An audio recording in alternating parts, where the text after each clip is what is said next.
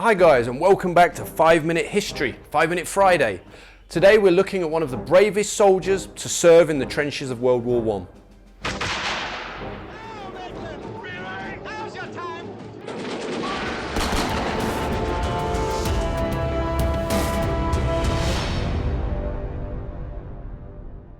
When you think of World War I, you inevitably imagine the mud, the gore, the terrible casualties. All of these things were of course real, but have we been influenced too much by the films, the war poets, and the constant lions led by donkeys narrative? Did everybody who fought hate the war and just want to go home? I don't believe so. I think many young soldiers would have welcomed the combat. In fact, like generations before them, they would have been keen to close with and kill the enemy. One such man who I know for a fact felt that way was Captain Alfred Oliver Pollard, VC, MC and Bar and DCM. His autobiography is the subject of today's 5 Minute Friday.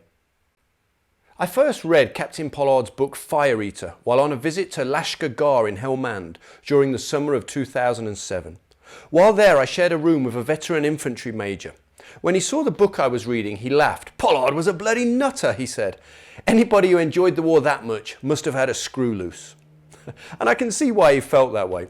There's no doubt that Pollard was a special man. His combination of medals was very rare, and his memoir, with its exciting and triumphant description of World War I trench fighting, is almost unique. In the foreword to Fire Eater, he writes, "I enjoyed the war both in and out of the line. I found pleasure in wandering around no man's land at night."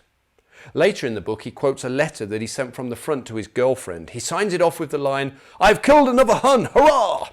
It's this perspective of the First World War that makes Fire Eater such an excellent read. It offers a different narrative to many books of the period and dwells more on the comradeship, the bravery and the excitement of war, rather than the horrors. Pollard was born on the 4th of May 1893, and after finishing school he worked as a clerk at an insurance company, a job he hated. When war broke out in 1914, he was quick to enlist. As he says in his book, "The opportunity of freedom from the slavery of desk routine was probably almost as big a contributory factor as patriotism in the shaping of my destiny." He joined the same regiment as his older brother Frank, the Honourable Artillery Company, the second oldest military unit in the world behind the Vatican's Swiss Guard. I think we'll need another 5 Minute Friday on that regiment actually, on the Honourable Artillery Company. He quickly moved up the ranks, serving as a corporal and then a sergeant. On the 30th of September 1915, during fighting at Sanctuary Wood near Ypres, Pollard led a grenade attack against the Germans and continued to throw bombs at them despite being severely wounded himself. In his own words, he said, "A Hun bomb exploded right in front of me, hurling me back. I sat up and shook myself like a dog. All over my body were little prickles where splinters of the bomb had pierced my flesh." For this action, he was awarded the DCM, Distinguished Conduct Medal. Fighting with bombs was to become something of a speciality for Pollard. After he recovered from his injuries, he was commissioned and returned to France, where he began training a platoon of specially trained bombers. In the book, he gives a good description of the bombing tactics when he says, "A bombing party consisted of 8 men. 2 ordinary riflemen with their bayonets fixed led the way. Their job was to protect the bomb throwers from surprise and tackle any of the enemy they came across. Behind them came the first bomb thrower, followed by a man carrying a supply of bombs for him to throw.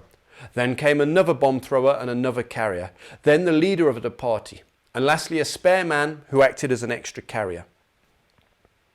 In 1916 even, the Honourable Artillery Company joined the 63rd Royal Naval Division, and in the bitter winter fighting around Grandcourt, Pollard was awarded his first MC for his successful command of a series of dangerous reconnaissance patrols. 2 months later, in April, he won the bar to his MC at Arras.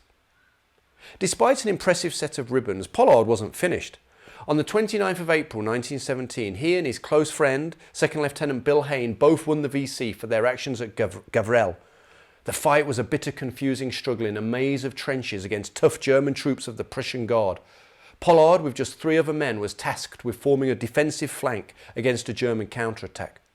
They moved cautiously along the trench for about 100 yards until they encountered the Germans. A vicious grenade battle then followed, with Pollard and his men putting captured German bombs to good use. His citation reads, The enemy retired in disorder, sustaining many casualties. By his force of will and dash and splendid example, coupled with an utter contempt of danger, this officer, who had already won the DCM and MC, infused courage into every man who saw him. Reading Fire Eater, it's hard to tell whether Pollard ever actually experienced fear. He relished the fight and welcomed any opportunity to kill Germans.